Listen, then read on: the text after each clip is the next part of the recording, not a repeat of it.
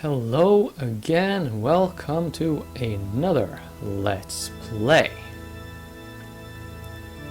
This is Final Fantasy VI, and I'm going to see if I have the opportunity to say a word here.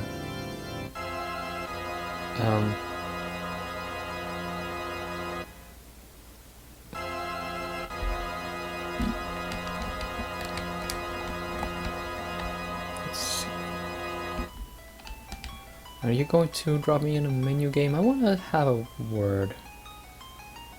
I want to say stuff. Apparently my controller is not doing what I think it should. And yeah, there's my mouse cursor. So, as you can tell from the copyrights and things, yeah, thank you. Thank fuck. Yeah. This is the PC remaster, or whatever the hell you should call this. As I understand it, it is a PC port of the port that was released on, well, for mobile phones, maybe. Of the original SNES title. Possibly. They also released the game for PlayStation. Yeah, they ported the Super Nintendo game to PlayStation. I know that because I did buy that game back in the day. This version that you're seeing right now is actually... Okay, well, they do have some super bosses added, and maybe you would describe some of the menu navigation behaviors as an improvement to the quality of life. But that aside, this is by far the worst way to experience this game, I'm sorry to say. The original SNES release, of course, looks more stylistically coherent. I think it plays better too. But the most egregious thing... stop it. The most egregious thing, thank you game, in this version, that makes it the worst version of Final Fantasy VI to play, is Sabin's blitzes. Why do I say this?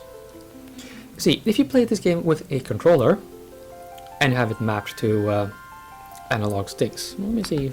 No? Okay, my controller is not a thing that this game cares about. Okay, well, that's just fine. How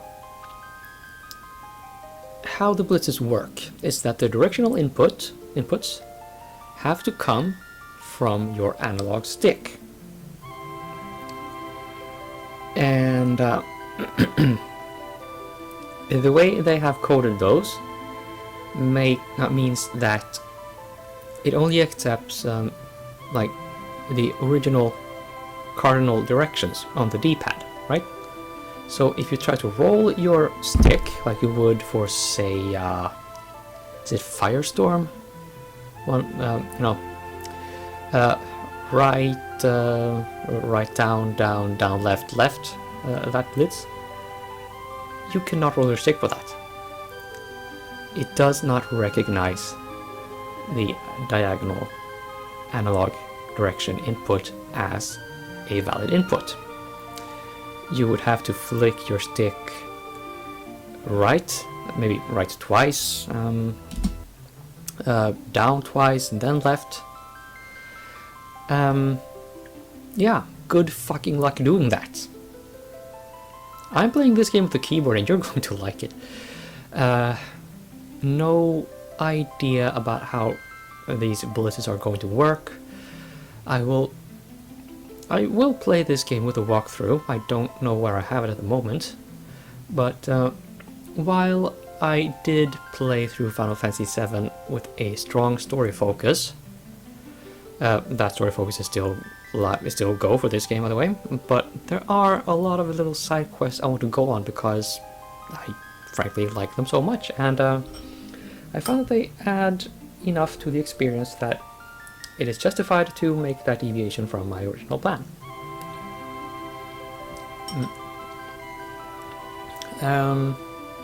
Speaking of, by the way, the writing in this game, the scenario writer goes by the pen name Soraya Saga. She might be more famous for Xenogears and Xenosaga.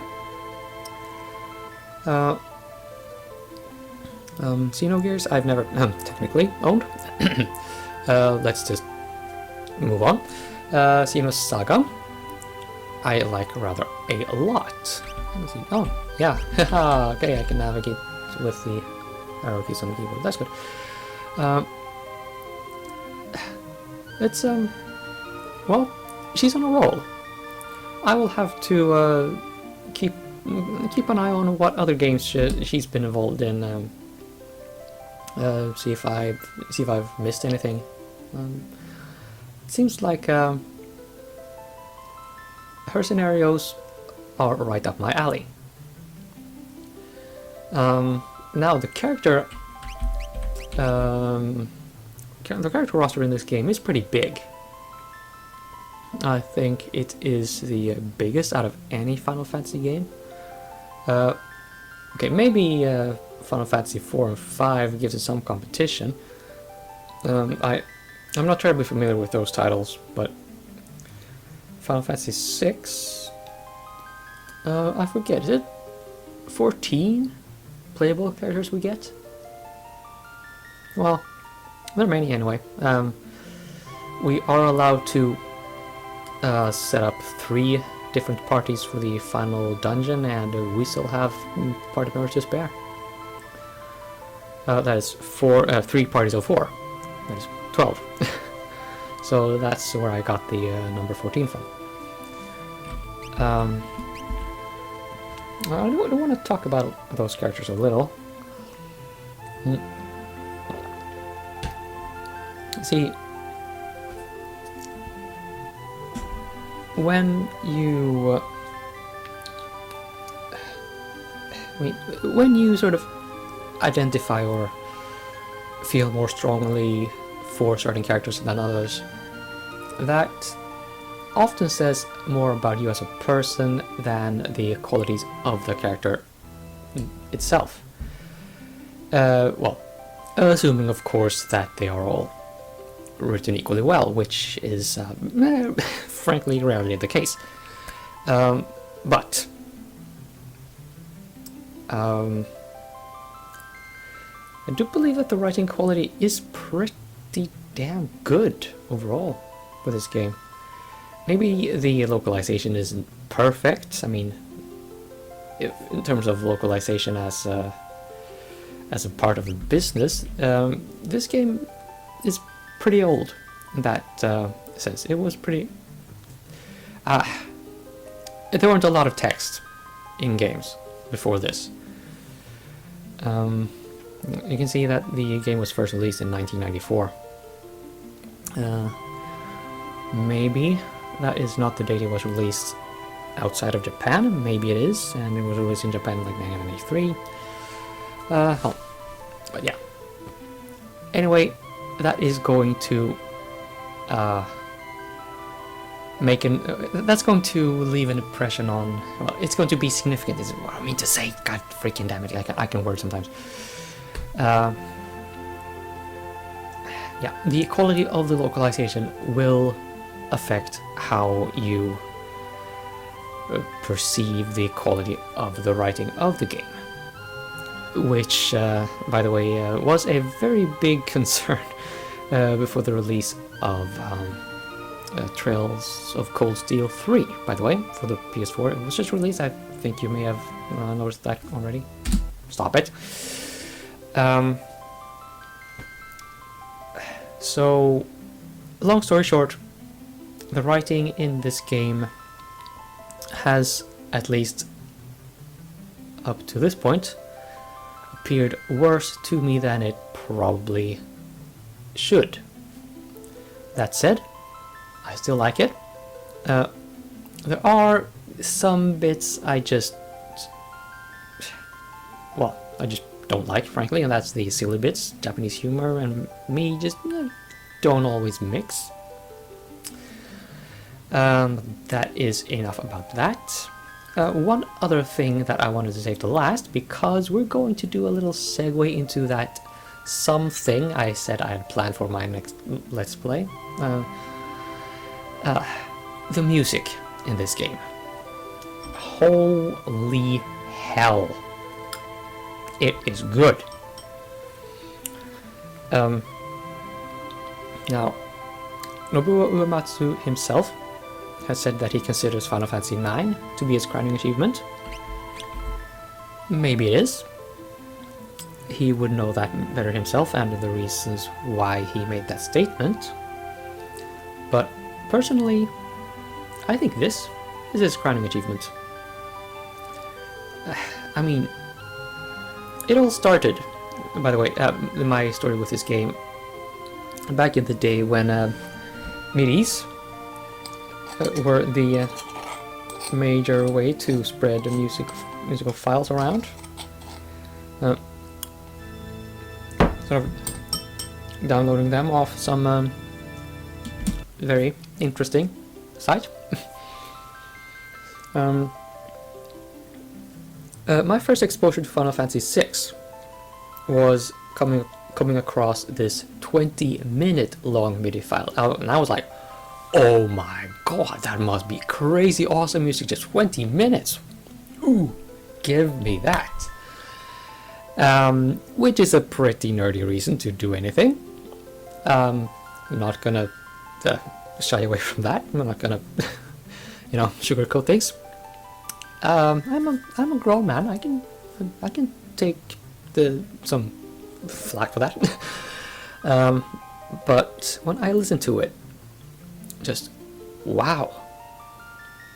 It never actually occurred to me that 20 minutes is one long medley of character themes. So they just blended into each other. Just the transition between them, it just felt so natural. Like it was all like the character theme just came as a consequence of the preceding theme. And I mean, it's kind of hard if you're sort of not into music, but when you have different character themes, they will often be very different, and in Final Fantasy VI that is actually the case. I don't know what trickery Uematsu had to pull to get those two fit together, but my freaking god, he succeeded. So I am honestly, I'm not sure whether he made the character themes first or wrote the end credits music first and then split the character themes out of that and made a variation. Because if you listen carefully, you will note that the character themes used throughout the main game, they are not identical to what you hear in the end credits. Yeah, with that said, we are about to round this presentation off. One other thing about this music that I haven't touched on yet is I think that for all that it uses the Super Nintendo sound chip, it has very strong orchestral qualities to it. So it would be easy to make, say, a symphonic orchestra arrangement. And that special thing I said I had intended to prepare for my next playthrough is just basically doing a symphonic arrangement of the opening theme of Final Fantasy VI in MuseScore, rendering that as a WAV file, which I am going to append to this video. And yeah, that is what I am going to do. So, ladies, gentlemen, duty heads, whatever the hell else you want to be, Final Fantasy VI, here we go.